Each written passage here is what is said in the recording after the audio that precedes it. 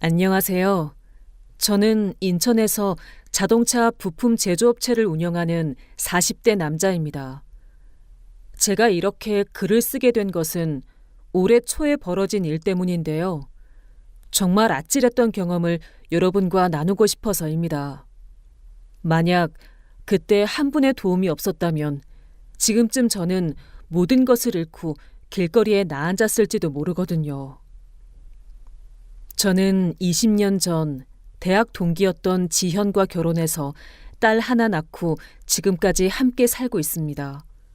10년 전부터는 작은 제조업체를 운영하면서 직원 20명 정도와 함께 일하고 있고 다행히 사업도 안정적으로 잘 되는 편이었습니다.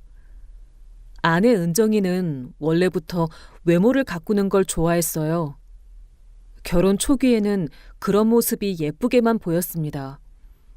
하지만 몇 년 전쯤부터 명품 가방이나 옷, 액세서리 등에 대한 관심이 조금 과해 보이기 시작했죠.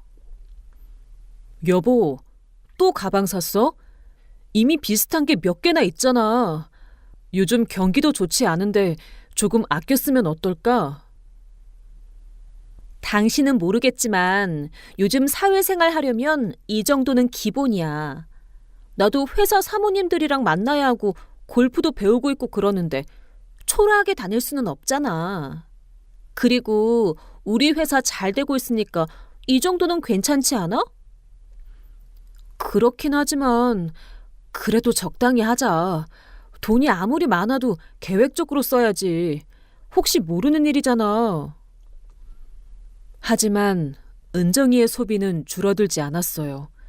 오히려 점점 더 늘어나는 것 같았습니다. 명품 가방 하나에 2, 300만 원씩 하는데도 몇 달에 하나씩은 꼭 새로 샀고 골프 레슨비만 월 80만 원에 골프웨어까지 합치면 월 200만 원은 좋게 들어갔어요. 그리고 사모님들과의 정기 모임이랑 골프 라운딩까지 합치면 한 달에 500만 원이 넘게 나가기도 하더라고요. 솔직히 처음에는 저도 그럭저럭 감당할 수 있는 수준이라고 생각했습니다. 회사 사정이 안정적이었고 매출도 꾸준히 오르고 있었거든요. 아내가 행복해하는 모습을 보면 그 정도는 괜찮다고 여겼어요. 하지만 그게 시작이었습니다. 그 후로 아내는 일주일에 2~3번씩 동네 부인들과 모임을 갖더라고요. 처음에는 좋은 일이라고 생각했어요. 아내가 집에만 있지 않고 사람들과 어울리는 것도 필요하다고 봤거든요. 하지만 시간이 지나면서 뭔가 이상한 점들이 눈에 띄기 시작했습니다. 아내의 옷차림이 점점 화려해지고 새로운 액세서리들이 자꾸 생겨나더라고요. 그리고 무엇보다 카드 결제 내역이 예전보다 훨씬 많아진 거예요. 어느 날은 아내가 새로 산 시계를 차고 있길래 물어봤어요. 여보, 그 시계 새로 산 거야? 꽤 비싸 보이네. 어? 이거? 이건 아는 언니가 안 쓰는 거 줬어. 예쁘지? 나도 마음에 들어서 차고 다니는 거야. 그래? 언니가 좋은 걸 주네. 부럽다. 그런데 나중에 인터넷으로 확인해 보니 그 시계가 200만 원이 넘는 명품이더라고요. 언니가 그런 비싼 시계를 그냥 줄 리는 없을 텐데 하는 의구심이 들었지만 그때는 직접적으로 따지지는 않았어요. 하지만 점점 이상한 일들이 많아졌습니다. 아내가 모임에서 돌아올 때마다 새로운 쇼핑백을 들고 오는 일이 잦아졌고 화장품이며 옷가지들이 끊임없이 늘어나더라고요. 한 번은 카드 명세서를 확인하다가 깜짝 놀란 적이 있었어요. 한 달 사용 금액이 평소보다 2배 가까이 늘어나 있었거든요. 여보, 이번 달 카드값이 좀 많이 나왔네. 300만 원이 넘는데? 어? 그래? 애들 학원비랑 생활비 이런저런 거 결제하다 보니 그런가 봐. 요새 물가도 많이 오르고 그랬잖아. 그렇긴 하지만 평소보다 너무 많이 늘었어. 좀 줄여보자. 알았어. 조심할게. 근데 오빠도 알잖아. 살림하다 보면 이것저것 필요한 게 많아서 그래. 그때도 저는 아내를 믿었어요. 집안 살림을 맡기고 있으니까 아내가 필요에 의해서 쓰는 거라고 생각했죠. 하지만 그런 일이 몇 달째 계속되자 정말 이상하다는 생각이 들기 시작했습니다. 더 심각한 문제는 아내가 주식이나 코인 투자에 관심을 보이기 시작한 거였어요. 오빠, 요새 코인이 많이 오른다던데 우리도 조금 해볼까? 주변에서 다들 돈 벌었다고 하더라. 코인은 위험해. 갑자기 폭락할 수도 있고 우리 같은 일반인이 함부로 손대면 안 돼. 그렇긴 하지만 조금만 해보자. 500만 원 정도만. 잃어봐야 그 정도잖아. 그래도 안 돼. 투자는 여유 자금으로 해야 하는 건데 지금 우리 상황에서는 부담스러워. 하지만 아내는 계속 투자에 대한 얘기를 꺼내더라고요. 나중에 알고 보니 이미 그때부터 몰래 투자를 시작했던 거였어요. 그런데 정말 결정적인 변화가 생긴 건 3개월 전부터였습니다. 아내가 갑자기 가사 도우미를 구하겠다고 하더라고요. 오빠, 나도 이제 좀 바쁘니까 집안일 도와줄 사람 구할까 해.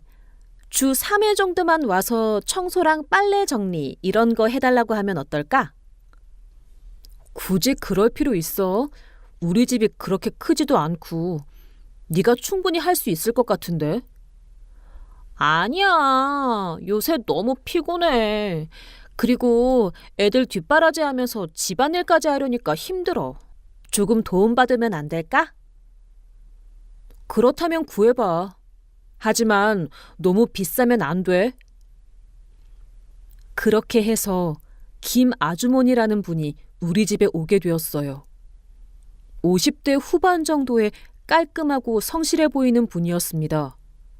월요일, 수요일, 금요일 주 3회 오전 9시부터 오후 3시까지 6시간씩 일하기로 했어요. 사장님, 사모님께서 말씀하신 대로 청소랑 빨래, 정리 이런 걸 위주로 하면 되는 거죠. 혹시 다른 특별히 부탁하실 일 있으시면 언제든 말씀해 주세요. 네, 감사합니다. 아주머니 덕분에 저희가 많이 편해질 것 같아요. 제가 할 수 있는 일은 최선을 다해서 도와드릴게요. 그리고 혹시 개인적인 일이나 민감한 일들은 절대 입 밖에 내지 않으니까 안심하세요. 김 아주머니는 정말 성실하셨어요. 시간도 정확하게 지키시고 일도 꼼꼼하게 하셨어요. 특히 청소를 정말 깨끗하게 해주셔서 집안이 훨씬 쾌적해졌습니다. 그런데 김 아주머니가 오신 지 한 달쯤 지났을 때부터 아내의 행동이 더욱 이상해지기 시작했어요. 외출하는 횟수가 늘어나고 전화 통화를 할 때도 방에 들어가서 문을 닫고 하는 일이 많아졌습니다. 어느 날은 새벽에 화장실을 가려다가 거실에서 아내가 전화하는 소리를 들었어요. 그래, 알겠어. 그럼 내일 만나서 얘기하자. 아니, 집에서는 안 돼. 밖에서 만나야 해. 응, 카페로 와. 그때 저는 누구와 그렇게 늦은 시간에 통화하는 건지 궁금했지만 혹시 친구와의 개인적인 얘기일 수도 있다고 생각해서 넘어갔어요. 하지만 그런 일들이 계속되자 정말 뭔가 이상하다는 생각이 들기 시작했습니다. 그리고 결정적으로 제 의심을 확신으로 바꾼 사건이 일어났어요. 그날은 금요일이었고 김 아주머니가 평소처럼 오셔서 일을 하고 계셨습니다. 저는 회사에서 급한 일이 생겨서 점심시간에 잠깐 집에 들렀어요. 서류 하나를 가져가야 했거든요. 집에 들어가니 아내는 외출한 상태였고 김 아주머니 혼자 청소를 하고 계셨어요. 어, 사장님, 점심시간에 웬일이세요? 급한 서류가 있어서요. 사모님은 어디 가셨어요? 아, 그 친구분이랑 만나신다고 나가셨어요. 저녁에 들어오신다고 하시더라고요. 저는 서류를 찾아서 가려고 했는데 그때 김 아주머니가 저를 조심스럽게 불러 세우더라고요. 저기, 사장님, 혹시 시간 되시면 잠깐 얘기 좀 할 수 있을까요? 네? 무슨 일이세요? 김 아주머니는 잠시 망설이시더니 주변을 둘러보고는 작은 종이 한 장을 저에게 건네주셨어요. 사장님, 사모님 비밀 모르고 계셨죠? 이 주소로 한번 가보세요. 그리고 이건 제가 청소하다가 발견한 건데.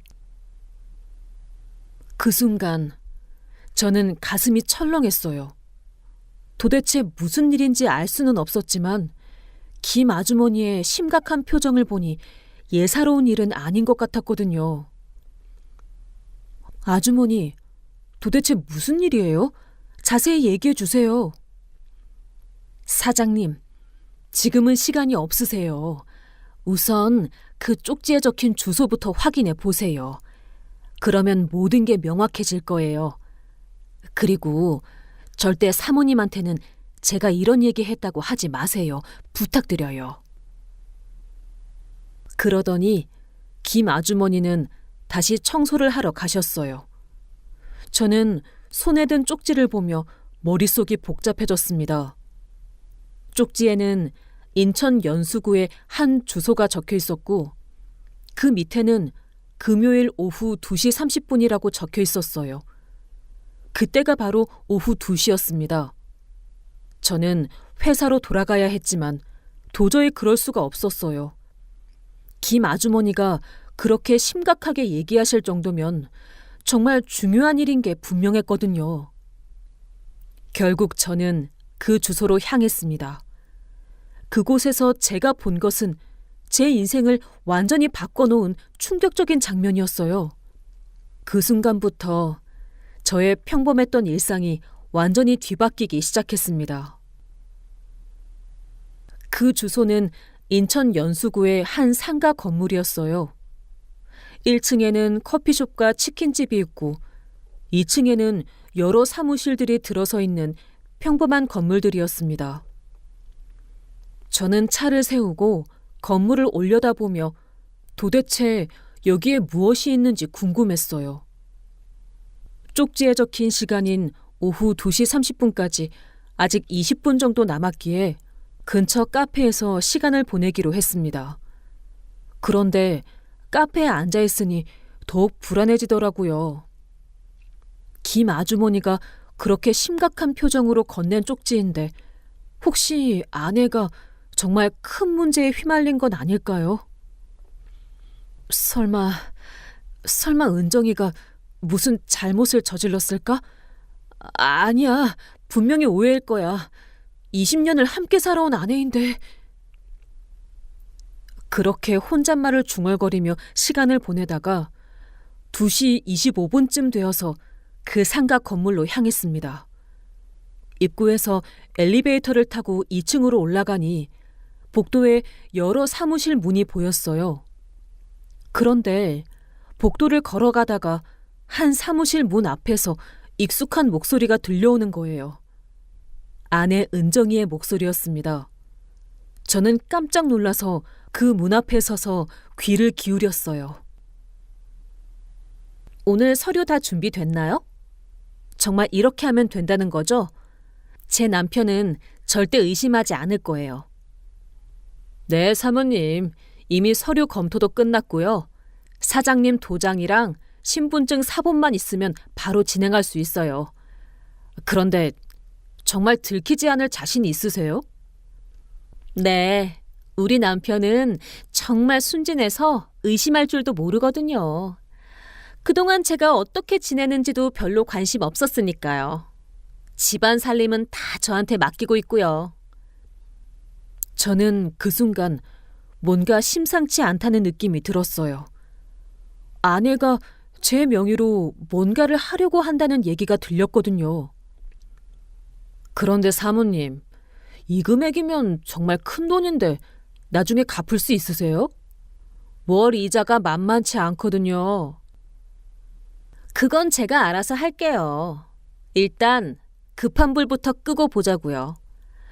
남편이 운영하는 회사도 있고 집도 있으니까 뭔가 방법은 있겠죠. 알겠습니다. 그럼 여기 계약서에 도장만 찍어주시면 일주일 안에 처리해 드릴게요. 정말 문제 없을까요?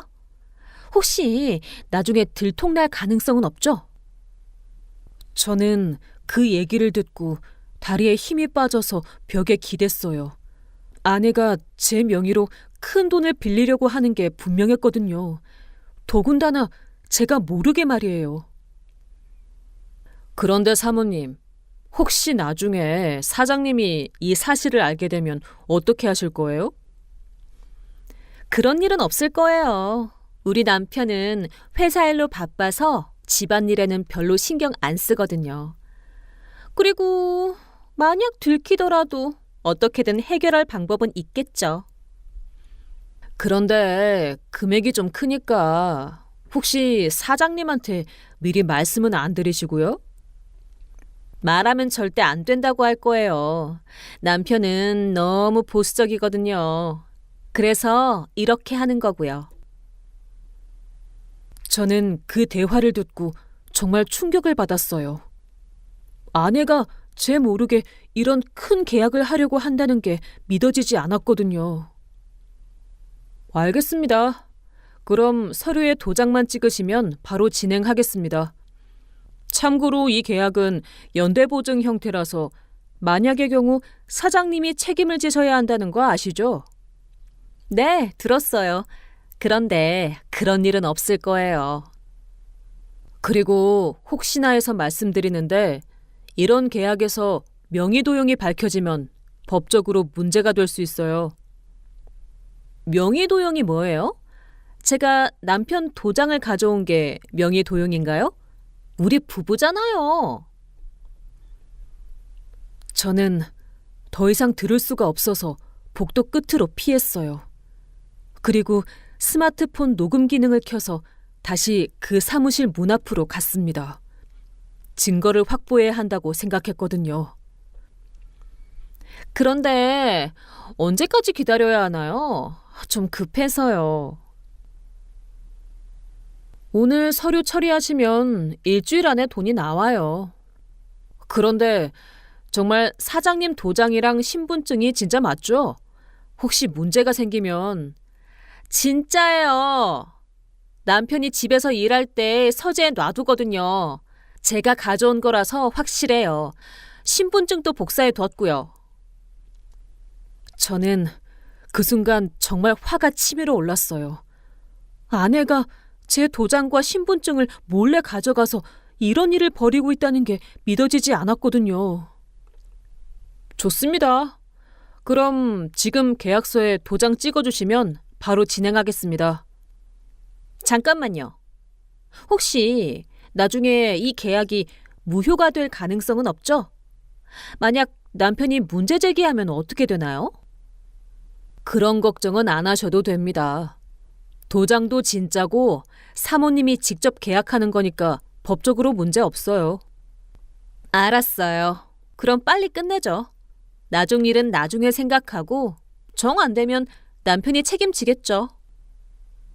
저는 더 이상 기다릴 수 없어서 사무실 문을 벌컥 열고 들어갔습니다. 은정아, 너 지금 뭘 하고 있는 거야? 내 명의로 대출 받으려고 하는 거야? 그 순간 사무실 안이 조용해졌어요. 아내 은정이는 얼굴이 하얗게 질린 채로 저를 바라봤고 책상 뒤에 앉아있던 중년 남성도 당황한 표정이었어요. 여보, 어떻게 여기를... 왜 여기 있어? 내가 왜 여기 있는지는 네가 더 잘 알지 않을까? 너 지금까지 내 명의로 대출을 받으려고 했던 거야? 그것도 나 모르게? 저기 사장님이시군요. 혹시 사모님과 이런 계획을 미리 상의하신 건가요? 상의? 무슨 상의? 나는 아무것도 모르는 일이에요. 그리고 당신은 누구시길래 내 아내한테 이런 짓을 시키는 거죠? 저는 대출 상담사 김진원이라고 합니다. 사모님이 급전이 필요하다고 해서 도와드리려고 했는데 혹시 사장님이 반대하시는 건가요? 반대? 당연히 반대하죠. 내가 언제 이런 대출에 동의했다고 그래요? 그리고 이자율이 어떻게 되는 거예요?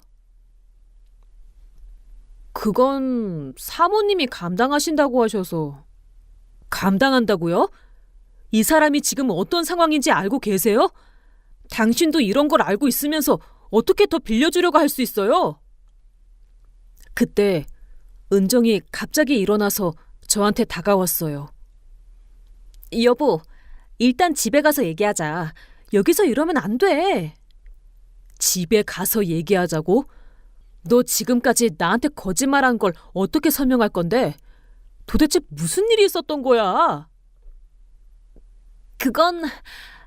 그건 설명할 수 있어. 일단 나가자. 안 나가. 여기서 다 해결하자. 그리고 나 다 녹음했으니까 변명하지 마. 저는 스마트폰의 녹음을 중단하고 은정이를 똑바로 쳐다봤어요. 은정아, 너 정말 나한테 이런 짓을 할 생각이었어? 20년을 함께 살아온 사이인데 어떻게 이럴 수 있어? 여보, 그게 아니라 정말 어쩔 수 없는 상황이었어. 나도 이렇게 되고 싶지 않았어. 어쩔 수 없는 상황? 명품 사는 게 어쩔 수 없는 상황이었어? 그리고 내 명의로 몰래 대출받는 것도 어쩔 수 없는 거야? 저기 두 분이서 상의해서 결정하세요. 저희는 사장님이 동의하지 않으시면 계약을 진행할 수 없어요. 당연히 동의 안 합니다. 그리고 혹시 이런 일을 또 하려고 하면 바로 경찰에 신고할 거예요. 명의 도용은 명백한 범죄 행위거든요. 그 순간 은정의 얼굴이 더욱 하얗게 변했어요. 여보, 그럼 나는 어떻게 해? 정말 막막해서 어떻게 해야 할지 모르겠어. 막막하다고? 그럼 처음부터 이런 짓을 하지 말았어야지. 나한테 솔직하게 말했으면 함께 해결 방법을 찾아봤을 텐데. 말할 수 없었어. 실망시키기 싫었어. 실망시키기 싫어서 더 큰 배신을 한 거야? 내 명의로 몰래 이런 일을 벌이는 게 날 실망시키지 않는 거야? 저는 대출업체 직원에게 돌아서서 말했어요. 계약서랑 제 도장, 신분증 사본 모두 돌려주세요. 그리고 이런 식으로 영업하시면 나중에 큰일 나요. 알겠습니다. 여기 있습니다. 저는 계약서를 받아서 바로 찢어버렸어요. 그리고 은정의 손목을 잡고 사무실을 나왔습니다. 그렇게 집으로 돌아오는 길에 은정이는 계속 울고 있었어요. 저도 머릿속이 복잡해서 말을 할 수 없었습니다. 20년 결혼 생활 중에 이런 일이 벌어질 거라고는 꿈에도 생각해 본 적이 없었거든요.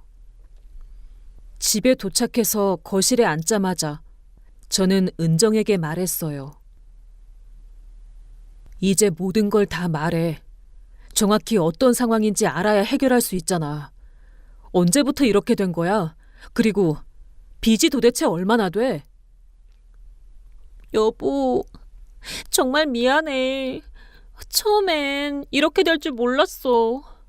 카드로 명품 좀 사고 골프 모임 나가고 그런 게 전부였는데.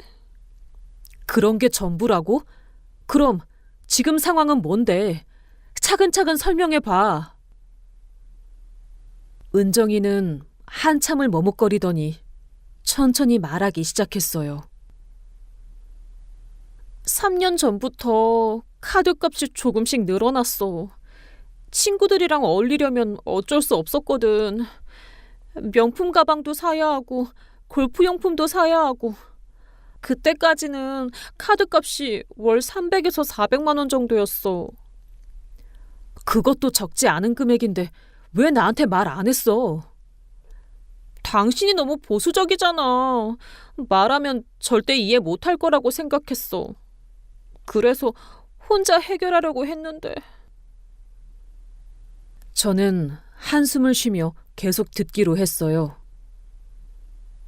작년 초에 친구가 코인 투자로 돈을 많이 벌었다고 해서 나도 시작했어. 처음에는 1천만 원 정도만 넣었는데 금세 2천만 원이 됐거든. 그래서 욕심이 났어. 카드 현금 서비스로 5천만 원 더 넣었는데 그것도 금방 1억이 넘게 되더라고. 그래서 더 큰 돈을 넣고 싶어졌어. 더 큰 돈이라니? 작년 5월쯤에 코인이 엄청 오른다는 소문이 돌았어.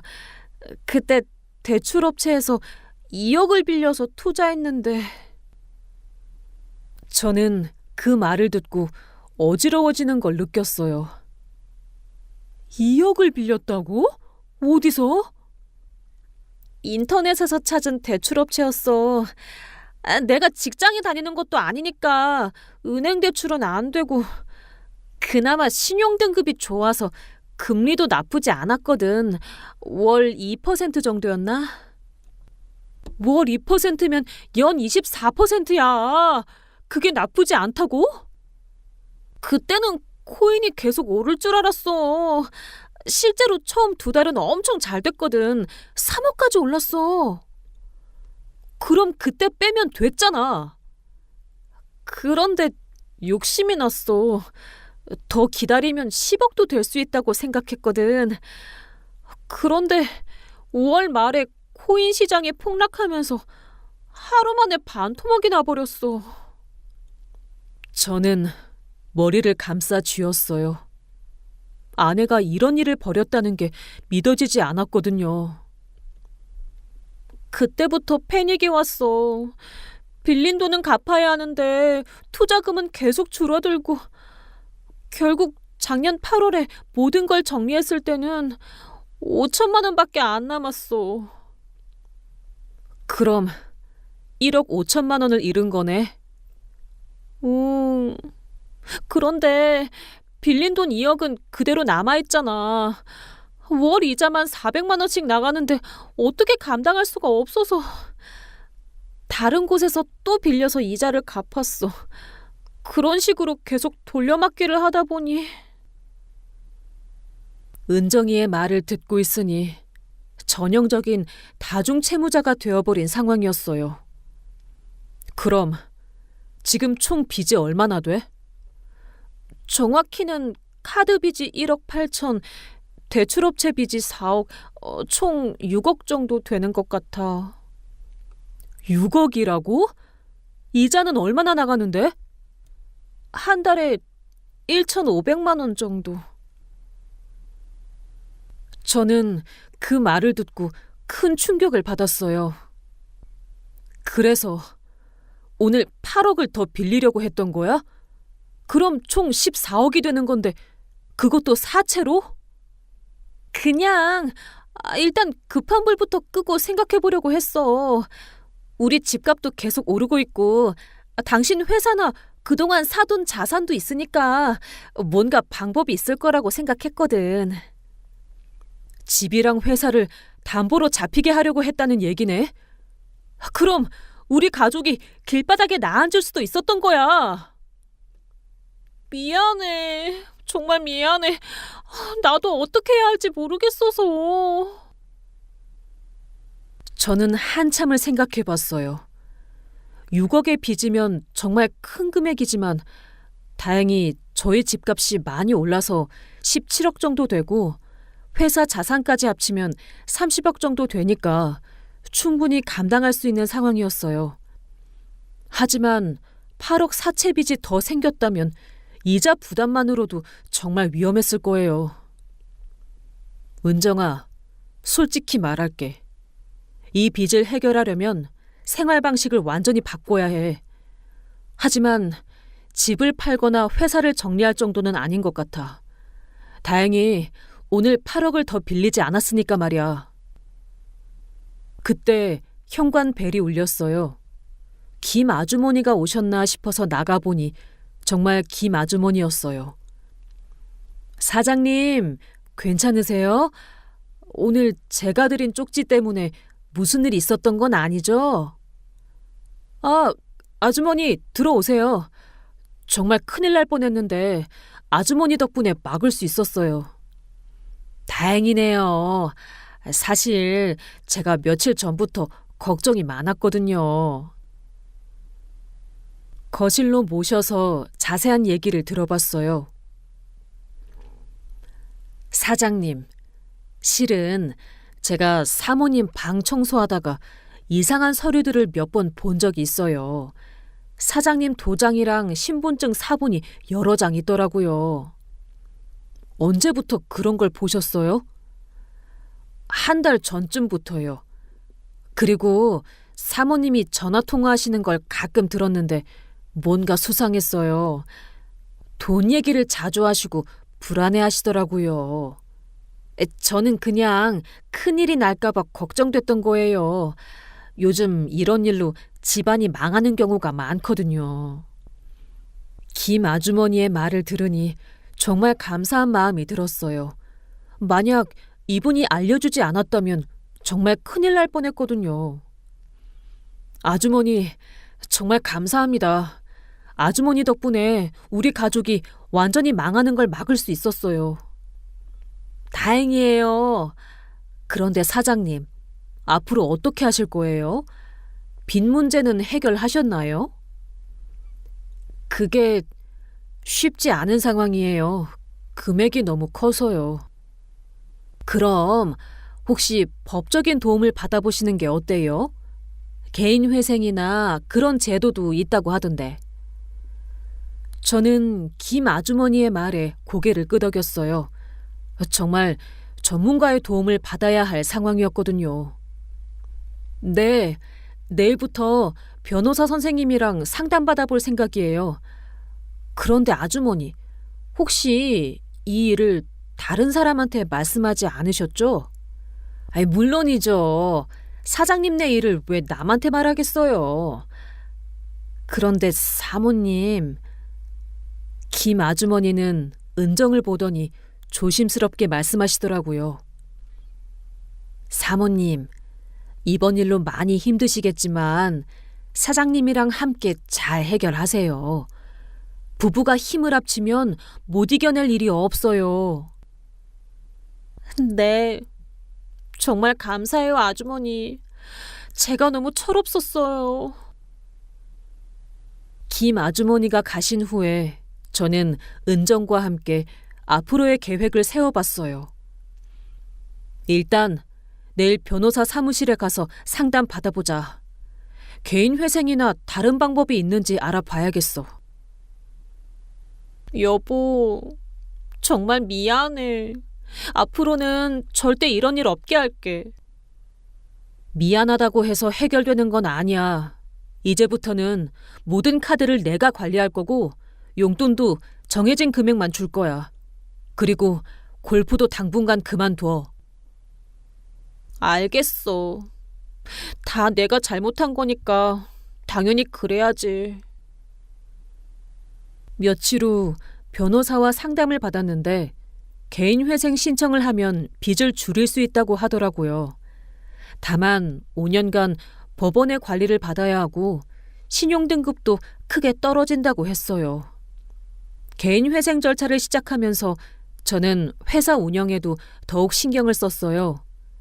안정적인 수입을 유지해야 변제 계획을 지킬 수 있었거든요. 그리고 무엇보다 김 아주머니에게 제대로 감사를 표하고 싶었어요. 그분이 아니었다면 정말 모든 걸 잃을 뻔했거든요. 그런데 며칠 후 김 아주머니께서 저에게 상담을 요청하셨어요. 사장님, 죄송한데 혹시 시간 되실 때 제 개인적인 상담을 좀 해주실 수 있을까요? 물론이죠, 아주머니. 무슨 일이세요? 실은 저희 딸이 결혼을 하게 됐는데요. 사위될 분이 참 좋은 사람이에요. 그런데 신혼집 마련하는 게 문제예요. 아, 그런 일이 있으셨군요. 요즘 집값이 워낙 비싸니까요. 네, 딸이 30살이 넘어서 이제야 좋은 사람을 만났는데 사위될 분은 직장도 괜찮고 성실한 분이에요. 전세자금 대출로 받을 수도 있긴 한데 그럼 신혼부부가 처음부터 큰 빚을 지고 시작하게 되잖아요. 아, 그렇긴 하네요. 요즘 전세자금 대출 이자도 높고. 네, 맞아요. 이자만 해도 한 달에 70에서 80만 원씩 나가는데 젊은 부부가 그 부담을 안고 살기엔 너무 힘들 것 같아서요. 다른 집 부모들은 다 도와주는데 저희만 못 해줘서 딸한테도 미안하고. 아주머니도 그동안 열심히 일하셨는데 목돈 모으기가 쉽지 않으셨나 보네요. 사실 저희 아버지가 몇 년 전부터 몸이 많이 안 좋으셔서요. 치매도 오시고 당뇨도 있으시고 한 달에 병원비랑 약값만 150만 원씩 들어가거든요. 요양보험으로 일부는 되겠지만 그래도 부족해서 제가 계속 보태드려야 하는 상황이에요.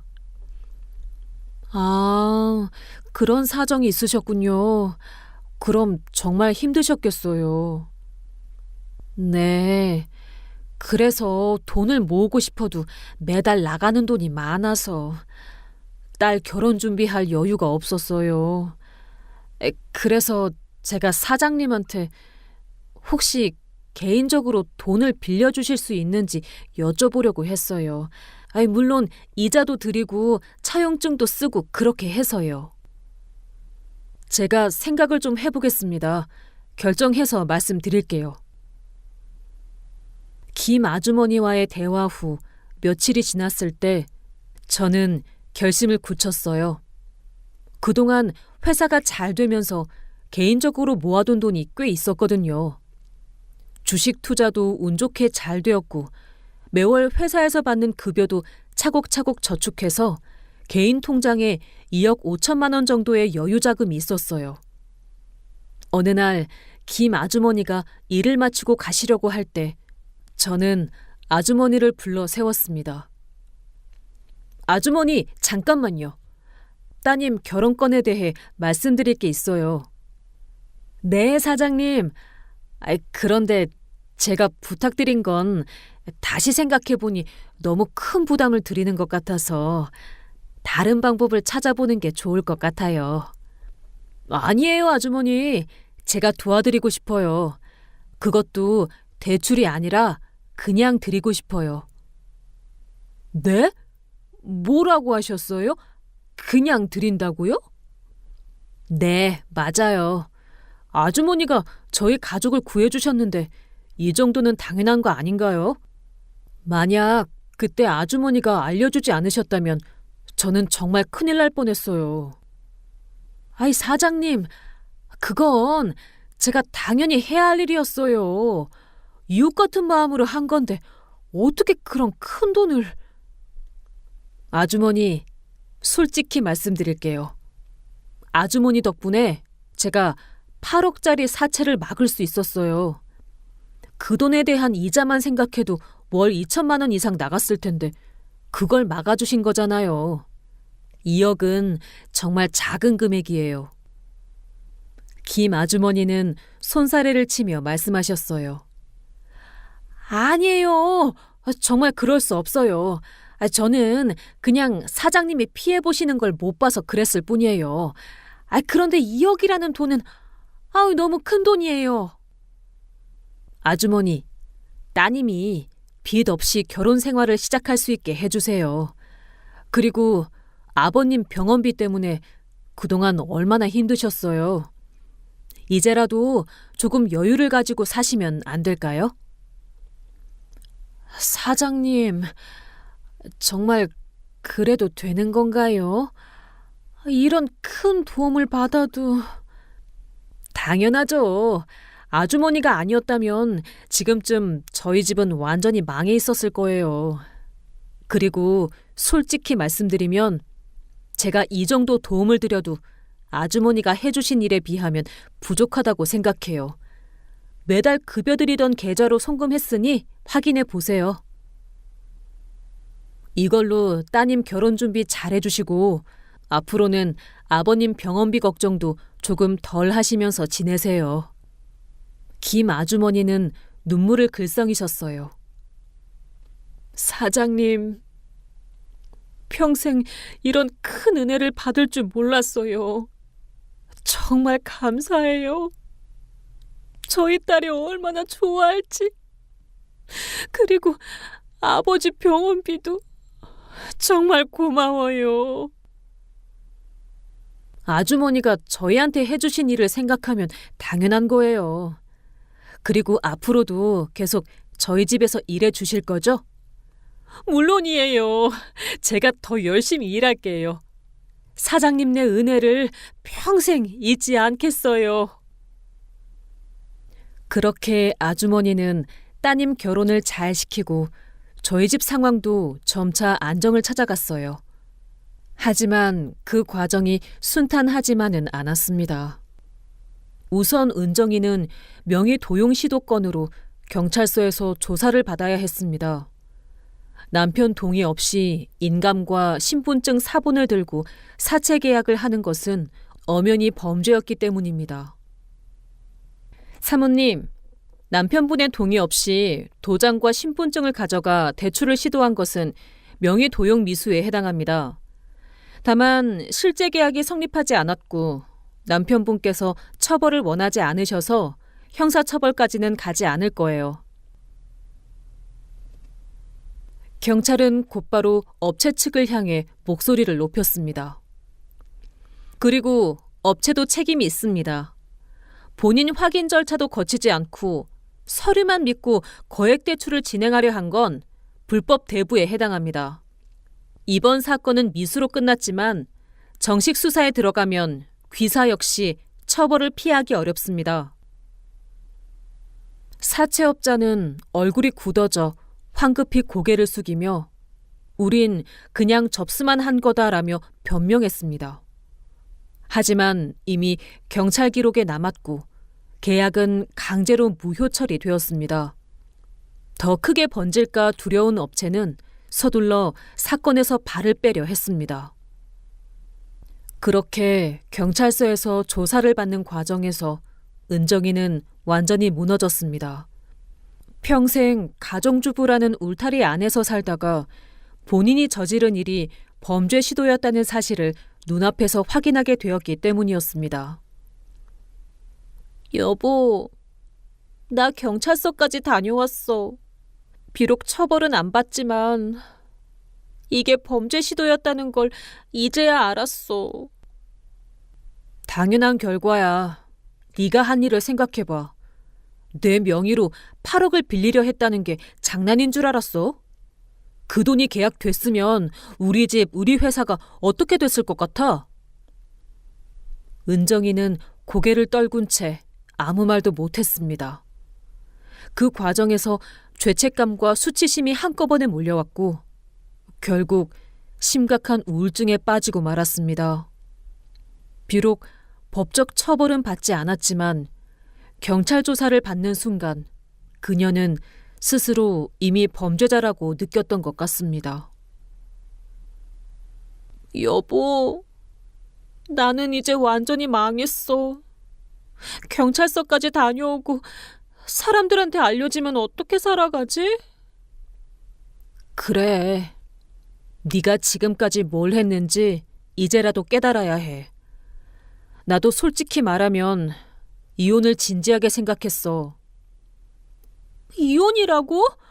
여보, 제발 그런 말 하지 마. 내가 정말 잘못했어. 다시는 안 그럴게. 20년을 함께 살면서 이런 배신을 당할 줄 몰랐어. 네가 내 이름으로 빚을 떠넘기고 도망칠 생각을 했다는 게 아직도 믿기지 않아. 그날 이후 은정이는 밤에 제대로 잠을 이루지 못했고 끼니도 거의 굶다시피 했습니다. 몇 주가 지나면서 결국 정신과 치료를 받기 시작했는데 죄책감과 우울감에 시달리며 집 안에서도 늘 불안해했습니다. 거울을 보며 스스로를 탓하거나 어린 시절부터 쌓아온 가족과의 기억을 떠올리며 눈물을 흘리는 일이 잦아졌습니다. 환자분이 심한 우울증과 불안장애를 겪고 계십니다. 자신이 저지른 일에 대한 죄책감이 너무 커서 일상생활이 불가능한 수준이에요. 저 역시 마음이 편하지는 않았습니다. 20년을 함께 살아온 아내가 허영심과 욕심에 휘말려 범죄의 문턱까지 갔다가 결국 이렇게 무너져 내리는 모습을 지켜보는 게 쉽지 않았던 겁니다. 은정아, 병원 치료는 제대로 받아. 하지만 내가 너를 다시 믿으려면 시간이 많이 필요할 거야. 여보, 나 정말 후회하고 있어. 매일 밤 잠들기 전에 그때 일이 생각나서 잠을 못 자겠어. 내가 어떻게 그런 생각을 할 수 있었을까? 은정이의 빚 문제는 변호사의 도움으로 채권자들과 협상을 통해 이자율을 대폭 낮출 수 있었어요. 원래 월 1,500만 원씩 나가던 이자가 600만 원 정도로 줄어들어서 훨씬 관리하기 쉬워졌습니다. 하지만 은정이의 정신적 고통은 쉽게 나아지지 않았어요. 여보, 나는 이제 어떻게 살아야 해? 김 아주머니 그분이 없었다면 우리 가족이 어떻게 됐을지. 그래, 네가 그걸 제대로 깨달아야 해. 그리고 앞으로 평생에 걸쳐 속죄하는 마음으로 살아야 한다고 생각해. 응, 나 정말 반성하고 있어. 명품도 다 정리했고 골프도 완전히 그만뒀어. 이제는 집에서 소박하게 살면서 당신한테 조금이라도 도움이 되고 싶어. 저도 그 말에 깊이 공감했어요. 정말 김 아주머니가 아니었다면 어떻게 되었을지 생각만 해도 아찔했거든요. 몇 개월이 지나면서 은정이는 서서히 회복되기 시작했어요. 하지만 예전의 모습은 완전히 사라졌습니다. 화려했던 옷차림 대신 수수한 옷을 입고 친구들과의 모임도 완전히 끊었어요. 여보, 나 이제 정말 변했어. 예전에 내가 얼마나 허영심에 빠져 있었는지 매일 반성하고 있어. 김 아주머니한테 정말 고마워. 말로만 하지 말고 행동으로 보여줘. 아직 나도 너를 완전히 믿을 수는 없어. 알아. 당연한 거야. 내가 저지른 일을 생각하면 평생을 걸쳐 속죄해야 해. 은정이는 정말로 완전히 달라졌어요. 우울증 치료를 받으면서 자신의 잘못을 깊이 반성했고 이전의 허영스러운 모습은 찾아볼 수 없게 되었습니다. 어떻게 보면 너무 극단적일 정도로 조심스럽게 행동했어요. 김 아주머니는 이전보다 더욱 성실하게 저희 집 일을 도와주셨어요. 그리고 가끔씩 따님 근황을 알려주시는데 신혼 생활을 정말 행복하게 하고 있다고 하시더라고요. 사장님, 저희 딸이 그러는데 신혼집이 너무 좋다고. 그리고 빚 없이 시작할 수 있어서 마음이 정말 편하다고 하더라고요. 사위도 사장님께 정말 감사해해요. 잘 됐네요. 부부가 행복하게 살 생각을 하면 저도 기분이 좋아요. 그리고 아버지도 요즘 병원비 걱정 없이 치료받을 수 있어서 컨디션이 많이 좋아지셨어요. 정말 사장님 덕분이에요. 그런 말씀 마세요. 아주머니가 저희한테 해주신 게 훨씬 크죠. 그렇게 시간이 흘러 1년이 지났을 때 회사는 더욱 안정적으로 운영되고 있었고 은정의 빚도 계획대로 차근차근 갚아나가고 있었어요. 하지만 가족 관계는 예전과는 완전히 달라져 있었습니다. 저는 은정이를 완전히 용서할 수 없었고, 은정이는 계속된 죄책감과 우울감에 시달리고 있었거든요. 어느 날 저녁, 은정이와 함께 저녁을 먹으면서 이런 대화를 나눴어요. 여보, 나는 정말 바보같이 살았어. 명품이니 골프니 하면서 허세 부리다가 가족을 망칠 뻔했어. 지금도 매일 밤 그때 일이 생각나서 잠을 못 자겠어. 어떻게 내가 그런 생각을 할 수 있었을까? 지금 돌이켜보면 작년 말 그 사건으로 은정이는 정당한 대가를 치렀다고 생각해요. 법적 처벌은 물론이고 정신적으로도 큰 고통을 겪었거든요. 그리고 그 고통은 지금도 계속되고 있어요. 지금 돌이켜보면 작년 말 그 사건은 저희 가족에게 큰 위기였지만 동시에 전환점이기도 했어요. 은정이는 허영심을 버리고 진정한 가족의 소중함을 깨달았고 저는 주변 사람들의 고마움을 다시 한번 느낄 수 있었거든요. 그리고 무엇보다 김 아주머니 같은 분이 계셨다는 것만으로도 큰 위안이 되었어요. 본인도 어려운 상황에서 타인을 걱정해 주시는 그런 마음, 정말 쉽지 않은 일이거든요. 현재 저희 가족은 예전과는 완전히 다른 모습으로 살고 있습니다. 은정이의 빚도 2년 안에 모두 갚을 수 있을 것 같고 김 아주머니도 따님 결혼으로 한시름 놓고 편안해 보이시고요. 하지만 은정이는 여전히 자신이 저지른 일에 대한 죄책감에 시달리고 있는 것 같습니다. 경찰서에서 각서를 쓴 것과 자신이 범죄를 저지르려고 했다는 사실에 대한 정신적 고통이 계속되고 있거든요. 어떻게 보면 그것이 마땅한 수순이라고 생각합니다. 가끔 이런 생각을 해요. 만약 그때 김 아주머니가 용기를 내지 않으셨다면 저는 아무것도 모른 채 8억 원의 추가 빚을 떠안고 정말 파산했을지도 모릅니다. 그리고 은정이는 아무런 처벌도 받지 않은 채 저에게 모든 빚을 떠넘기고 도망갔을지도 모르고요. 하지만 결과적으로 악한 행동에는 상응하는 대가가 따랐어요. 어떻게 보면 돈으로는 계산할 수 없는 더 큰 처벌을 받은 셈이죠. 여러분께서도 혹시 주변에 어려움을 겪고 있는 분이 계시다면 김 아주머니처럼 작은 용기를 내보시면 어떨까요? 작은 관심과 용기가 누군가의 인생을 완전히 바꿀 수 있다는 걸 저는 직접 경험했거든요. 저는 앞으로도 김 아주머니의 은혜를 잊지 않고 기회가 될 때마다 다른 분들에게도 도움의 손길을 내밀 수 있는 사람이 되고 싶습니다. 그것이 김 아주머니께 보답하는 진정한 방법이라고 생각해요. 긴 이야기 끝까지 들어주셔서 정말 감사합니다.